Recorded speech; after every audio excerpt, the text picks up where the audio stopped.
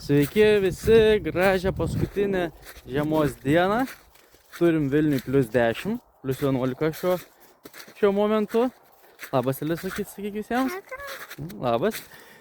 Taip, ir kadangi tai yra paskutinė mėnesio diena, norėjau trumpai reziumuoti visą mėnesį, ką pavyko nuveikti, statant naują biznį.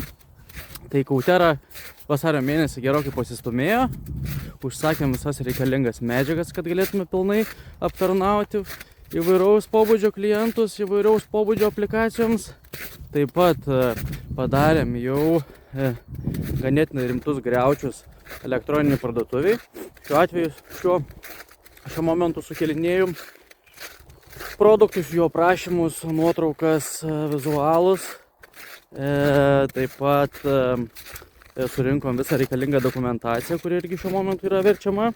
Tai žodžiu, būsim pasiruošę labai neužilgo jau viską parodyti, pasidalinti ir galiausiai pradėti tuos laukiamus pardavimus.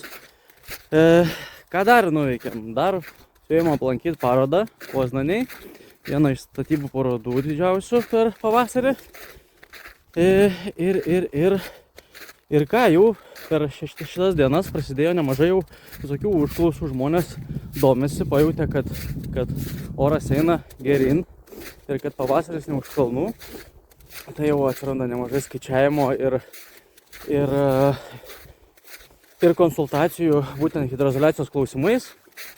Na, o kovo mėnuo tikiuosi bus ypatingas, nes pagaliau startuosim viešai su pardavimais, shopą tikrai paleisim. Medžiagos atvažiuoja jau labai neužilgo. Dar aplankysim parodą Vokietijoje. Pirmadienį skrendu į Kiolną. Bus labai įdomi paroda, tai iš ten pateiksiu nemažai medžiagos. Tikiuosi patiks, sekit, laikinkit, komentuokit ir būkit kartu.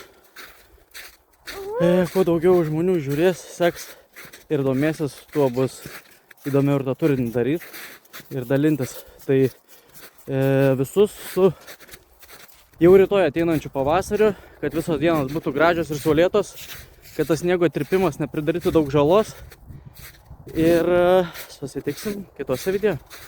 Iki.